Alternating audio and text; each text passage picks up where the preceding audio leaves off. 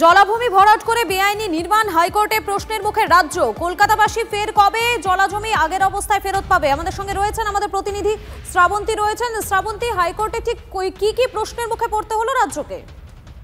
দেখো, এর আগে ওই জলাভূমি কেন ভরাট এবং জলাভূমির যেভাবে ভরাট হয়েছে সেখানে বেআইনি নির্মাণগুলোকে ভেঙে ফেলার নির্দেশ দেওয়া হয়েছিল। আগে চিহ্নিত করে ভেঙে ফেলার নির্দেশ দিয়েছিলেন বিচারপতি, কিন্তু দেখা যাচ্ছে সেখানে সেই কাজ শুরু হয়নি। এরপরেই বিচারপতি অমৃতা সিনহা অত্যন্ত বিরক্ত হন, তীব্র অসন্তোষ প্রকাশ করে তিনি বলেন যে কোর্ট কতবার অর্ডার দেবে এবং বারবার কেন এটা এই হিসেবে ব্যর্থ হবে, এই জলাভূমি কাজগুলোতে কেন বারবার ব্যর্থ হচ্ছে রাজ্য প্রশাসন। একই সঙ্গে তার বক্তব্য যে কলকাতাবাসী সঙ্গে আদালত কলকাতার যত জলাভূমি রয়েছে এরকম ভাবে যেখানে বেআইনি নির্মাণ হয়েছে সেই জলাভূমি ফেরত পেতে চায়, জলের দৃশ্য দেখতে চায় কলকাতাবাসী। এবং তারপর ফের তিনি নির্দেশ দিয়েছেন যে দ্রুততার সাথে যেখানে বেআইনি নির্মাণ সেগুলিকে চিহ্নিত করতে হবে এবং তার বিরুদ্ধে পদক্ষেপ নিতে হবে।